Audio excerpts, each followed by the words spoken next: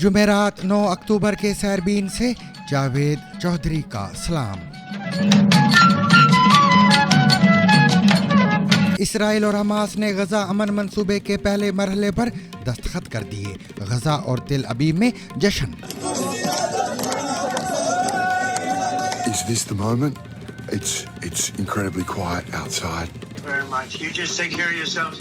The hostages will come back. They're all coming back on Monday. जानिए Hamas की ताकत क्या अब भी बाकी है। इसराइल पर हमले के 2 साल मुकम्मल होने के मौके पर हमास ने आर्टिफिशियल इंटेलिजेंस से तैयार एक वीडियो जारी की जिसमें उन हमलों पर जश्न मनाया गया है। वीडियो में दावा किया गया है कि हमास ने इसराइल के नाकाबिले शिकस्त होने के बयानिए को खत्म कर दिया है। पाकिस्तान में मजहबी जमात तहरीक लब्बैक पाकिस्तान की जानिब से इस्लामाबाद में एहतजाज का ऐलान। जुड़वा शहरों में सिक्योरिटी हाई अलर्ट। ये भी जानिए कि पाकिस्तान के दीगर हिस्सों में क्रैकडाउन के बाद अफगान मुहाजिरीन खैबर पख्तूनख्वा का रुख क्यों कर रहे हैं। ये कार्रवाई सुबह पंजाब के शहर अटक में जारी है। यहाँ गैर कानूनी तौर पर मुकीम या जिनके पास POR कार्ड्स भी हैं, उन अफगान शहरियों को घर घर जाकर तलाश किया जा रहा है। और ये भी कि हमारे जिस्म का मुदाफ़ियाती निज़ाम खुद उसी पर हमलावर क्यों नहीं होता। I suppose I could call it a pleasant surprise. That's the best way to put it. I thought our research might be useful to people and in clinical settings and that some kind of reward might come. But receiving such an honor at this stage is surprising and an honor. मजीद ये कि क़यामत आने और Israel की तिब्रिया झील सूखने में क्या ताल्लुक है। गुज़श्ता दिनों एक खबर आई कि इसराइल में वाक़े लेक टाइबेरियस में पानी की सतह में रिकॉर्ड कमी ने कुर्बे क़यामत या क़यामत की अलामात से मुताल्लिक एक पुरानी बहस फिर से छेड़ दी है। इसके अलावा दीगर खबरें भी आज के सैरबीन में शामिल रहेंगी, मगर हमेशा की तरह पहले अहम आलमी खबरों का खुलासा।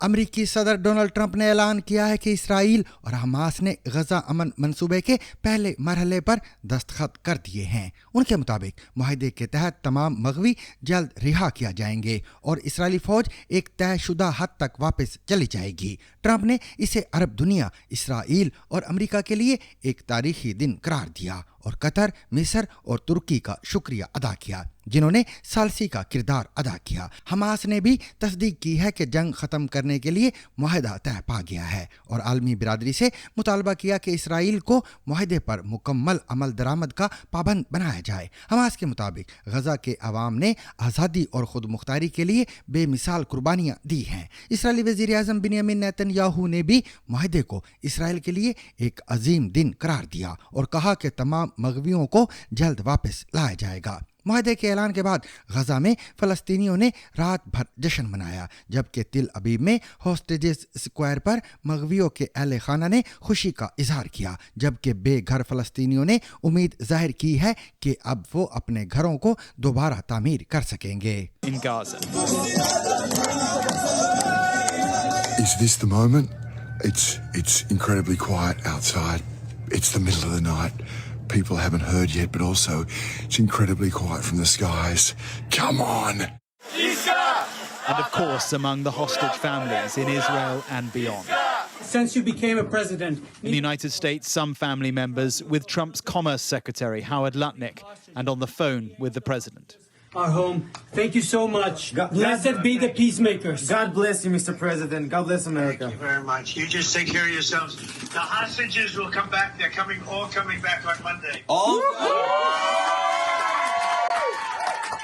इमदादी कारकुनों के मुताबिक अमन मुआहिदा गजा में इंसानी इमदाद की राह हमवार करेगा। अक़वाम मुत्तहिदा ने मुआहिदे का खैर मकदम करते हुए कहा है कि अब मुतासरीन तक इमदाद की फराहमी में तेज़ी लाई जाएगी। वाइट हाउस के मुताबिक इसराइल की काबीना जुमेरात को मुआहिदे की मंजूरी देगी, जिसके बाद 72 घंटों में मग़वियों की रिहाई का अमल शुरू हो जाएगा। आलमी रहनुमाओं ने भी मुआहिदे का खैर मकदम किया है। फ्रांस, कनाडा, यूरोपीय यूनियन और तुर्की के रहनुमाओं ने उम्मीद जाहिर की कि ये जंग के खात्मे और पायदार अमन की जानिब एक अहम कदम साबित होगा। सामीन 7 अक्टूबर के हमलों के 2 साल बाद इसराइल का कहना है कि हमास की जंगी सलाहियत में नुमाया कमी आई है, ताहम तंजीम को मुकम्मल तौर पर ख़त्म नहीं किया जा सका। इसराइली हुकाम के मुताबिक गजा में अब भी हमास के कुछ जंगजू ज़ेर ज़मीन सुरंगों और खुफिया मुकामात पर मौजूद हैं। दूसरी जानब इसराइल ने बैनुल-अक़वामी साफ़ियों बाशमूल BBC को गजा में दाखिल होने की इजाज़त नहीं दी, जिसके बाइस वहाँ की असल सूरत हाल की आज़ादाना रिपोर्टिंग मुमकिन नहीं हो सकी। देखिए BBC के इंटरनेशनल एडिटर जेरेमी बोइन की रिपोर्ट, जिसे हुसैन अस्करी पेश कर रहे हैं। इसराइल पर हमले के 2 साल मुकम्मल होने के मौके पर हमास ने आर्टिफिशियल इंटेलिजेंस से तैयार एक वीडियो जारी की, जिसमें उन हमलों पर जश्न मनाया गया है। वीडियो में दावा किया गया है कि हमास ने इसराइल के नाकाबिले शिकस्त होने के बयानिए को ख़त्म कर दिया है। वीडियो में उन रहनुमाओं को जिंदा दिखाया गया है जिन्हें इसराइल हलाक कर चुका है।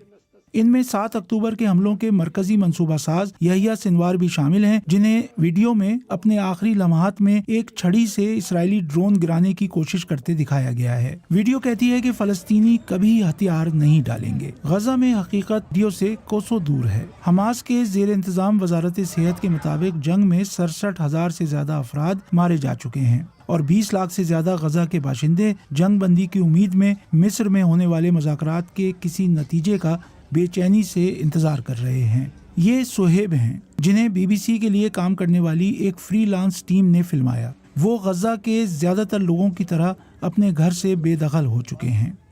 वो कहते हैं, हम तकरीबन 2 साल से इस जालिमाना कब्जे में हैं। हम जंग बंदी और मुज़ाकरात में कामयाबी के लिए दुआ कर रहे हैं। लोग तंग आ चुके हैं, वो जंग से थक गए हैं। ये नजूद हैं जो खुद भी बेघर हैं।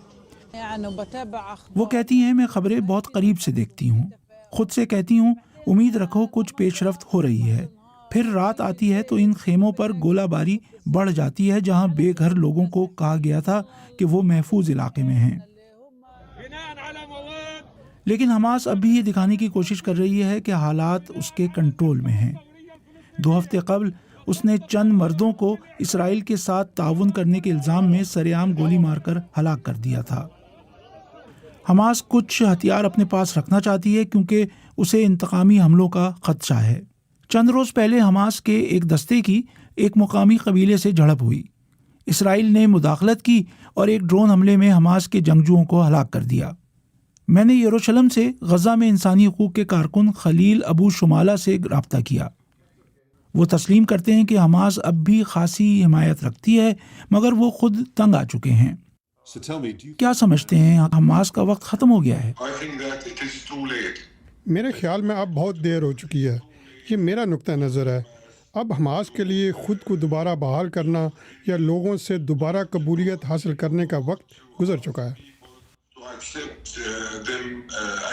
लेकिन गरब उर्दन का क्या, जहाँ यहूदी आबादकार तकरीबन रोज़ाना फ़लस्तीनियों पर हमले करते हैं। ये नाबलुस के करीब का मंजर था। गरब उर्दन इसका सबसे बड़ा इलाका है, जिसे दुनिया के बहुत से ममालिक फ़लस्तीन के तौर पर तस्लीम करते हैं, लेकिन वो ट्रम्प के अमन मंसूबे में शामिल नहीं, जिससे फ़लस्तीनियों के खदशात बढ़ गए हैं। पहला खतरा ये है कि नेतन्याहू दोबारा मुज़ाकरात को सैबोटाज कर सकता है। दूसरा, सब फ़लस्तीनियों को ये खौफ है कि जैसे ही नेतन्याहू अपने कैदी वापस लेगा, वो जंग दोबारा शुरू कर देगा। तीसरा बड़ा मसला गज़ा से इनखला का है। ये वाज़े नहीं कि वो वाकई इनखला का इरादा रखते हैं या नहीं, और अगर रखते हैं तो कहाँ से। It's not clear if they're really planning to withdraw and from where are they going to withdraw. यरूशलेम के नवा में इसराइल ने यहूदी बस्तियों में एक बड़ी तोसी की मंजूरी दे दी है, जो बैनुल-अक़वामी कानून के तहत गैर कानूनी है। इसराइली वज़ीर आज़म का कहना है, ये हमारी ज़मीन है। इसराइली हुकूमत इस बारे में बिल्कुल वाज़ेह है कि वो इन पहाड़ियों पर तामीरात क्यों करना चाहती है, ताकि एक काबिल अमल और ख़ुद मुख्तार फ़लस्तीनी रियासत के क़याम को रोका जा सके।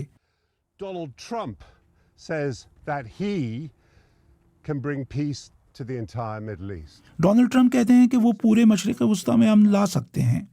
मिस्र में होने वाली बातचीत ऐसा नहीं करेगी। अगर ये तमाम रुकावटें अबूर कर लें तो मुमकिन है कि ये गज़ा की जंग के खात्मे का आगाज़ हो, मगर मजमूई तनाज़ा जारी रहेगा। اسرائیل مصر میں مذاکرات کے بعد غزہ کے کھنڈرات میں اپنی فتح کا اعلان کرنا چاہتا ہے۔ حماس چاہتی ہے کہ وہ کسی طرح زندہ رہے اور خود کو منظم کرے۔ یہ ایک ایسا سرکل ہے جسے مکمل کرنا تقریباً ناممکن لگتا ہے۔ پاکستان میں مذہبی جماعت تحریک لبیک پاکستان کی جانب سے لبیک یا اقصی ملین مارچ کے نام سے 10 اکتوبر کو وفاقی دارالحکومت اسلام آباد میں احتجاج کی کال دی گئی تھی، جس کے بعد جڑواں شہروں میں سیکیورٹی کے انتظامات سخت کر دیے گئے ہیں۔ تحریک لبیک پاکستان کا اسلام آباد میں احتجاج کے اعلان کے بعد وفاقی پولیس کی تمام نفری کو حاضری یقینی بنانے کی ہدایت جاری کر دی گئی ہیں۔ اسی کے ساتھ تمام اعلیٰ افسران کا آپریشن ڈویژن میں تعینات فورس کو الرٹ رہنے کا بھی حکم دے دیا گیا ہے۔ اسلام آباد پولیس کی جانب سے جاری بیان میں کہا گیا ہے کہ قانون نافذ کرنے والے اداروں کی جانب سے اسلام آباد کے مختلف تھانوں کی حدود میں مذہبی جماعت کے کارکنان کے خلاف کارروائی بھی عمل میں لائی گئی۔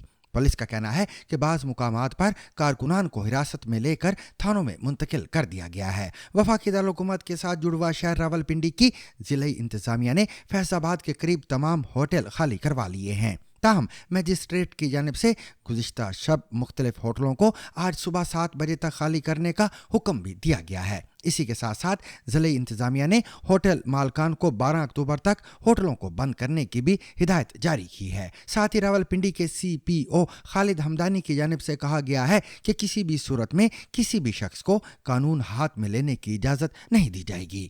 کسی کو بھی کسی سڑک کو بلاک کرنے یا ٹریفک میں خلل ڈالنے کی اجازت نہیں ہے۔ ایک اہم اجلاس کے بعد CPO راولپنڈی کا کہنا تھا کہ معمولات زندگی کو متاثر کرنے والی کسی سرگرمی کی اجازت نہیں دی جائے گی۔ احتجاج کی آڑ میں تشدد کو برداشت نہیں کیا جائے گا اور ایسے میں قانون کی خلاف ورزی کرنے والوں سے سختی سے نمٹا جائے گا۔ پاکستان میں مقیم افغان پناہ گزینوں کو آخرکار اپنے وطن واپس بھیجا جا رہا ہے۔ ملک کے مختلف حصوں میں قائم افغان کیمپس ختم کر دیے گئے ہیں، جبکہ شہروں میں افغان شہریوں کے دستاویزات کی جانچ پڑتال کی جا رہی ہے۔ تاہم پشاور سمیت خیبر پختونخوا کے کئی علاقوں میں صورتحال مختلف ہے، جہاں اب بھی بڑی تعداد میں افغان پناہ گزین مقیم ہیں۔ حکام کے مطابق واپسی کے عمل کو مرحلہ وار مکمل کیا جا رہا ہے۔ مزید تفصیل عزیز اللہ خان اور محمد کاظم کی اس رپورٹ میں۔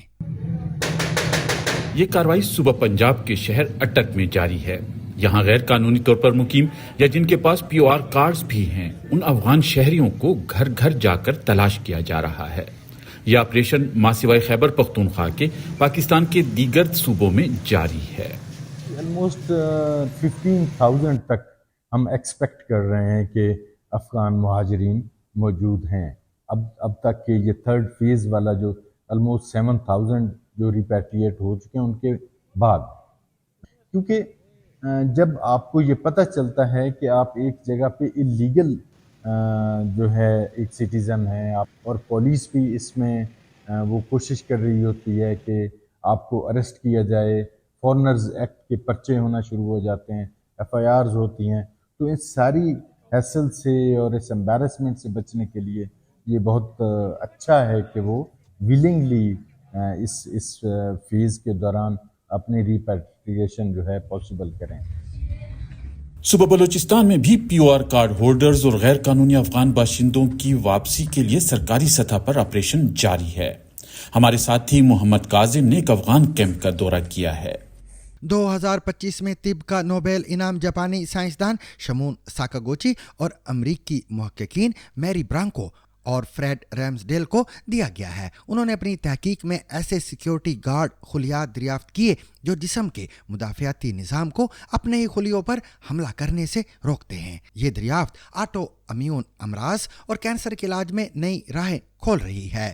نوبل کمیٹی کے مطابق اس تحقیق سے یہ سمجھنے میں مدد ملی ہے کہ ہمارا مدافعاتی نظام ہمیں بیماریوں سے کیسے بچاتا ہے اور خود جسم کے ٹیشوز کو نقصان سے محفوظ رکھتا ہے۔ ان تینوں ماہرین نے اپنی تحقیق میں جسم کے اندر موجود ایسے سیکیورٹی گارڈز دریافت کیے جو مدافعتی نظام کے ان حصوں کو ختم کر دیتے ہیں جو جسم کے اپنے خلیات پر حملہ آور ہو سکتے ہیں۔ نوبل کمیٹی کے مطابق ان دریافتوں نے انسانی جسم کے مدافعاتی نظام کی سمجھ میں ایک فیصلہ کن انقلاب برپا کیا ہے اور یہ تحقیق مستقبل میں آٹو امیون امراض اور کینسر کے علاج کے لیے نئی راہیں کھولے گی۔ फातिहीन को इस कामयाबी पर तकरीबन 8,70,000 अमेरिकी डॉलर की इनामी रकम दी जाएगी, जो तीनों में तकसीम की जाएगी। नोबेल कमेटी के सरबराह ओली कॉम्प ने कहा कि इन दरियाफ्तों ने हमारी समझ में गैर मामूली इजाफा किया है कि मुदाफ़ियाती निज़ाम किस तरह जिस्म को बीमारियों से बचाता है और क्यों हम सभी ऑटो इम्यून अमराज से मुतासर नहीं होते। तहकीक में ये बात सामने आई कि रेगुलेटरी टी सेल्स, जिन्हें मुदाफ़ियाती निज़ाम के सिक्योरिटी गार्ड्स कहा जाता है, पूरे जिस्म में गर्दिश करके उन खुलियों को रोकते हैं जो जिस्म के अपने टिश्यूज़ को नुकसान पहुंचा सकते हैं। माहिरीन के मुताबिक बाज़ ऑटो इम्यून बीमारियों जैसे टाइप 1 ज़ियाबेतिस और सेरोसिस में यही निज़ाम मौसर तौर पर काम नहीं करता। दूसरी जानब कैंसर में यही रेगुलेटरी टी सेल्स नासूर के खिलाफ मुज़ाहमत करना छोड़ देते हैं। इसीलिए अब तहकीक का मरकज़ उन खुलियों को दुरुस्त तरीके से मुतहर्रिक करना है ताकि वो कैंसर के खुलियों के खिलाफ दोबारा सरगर्म हो सकें।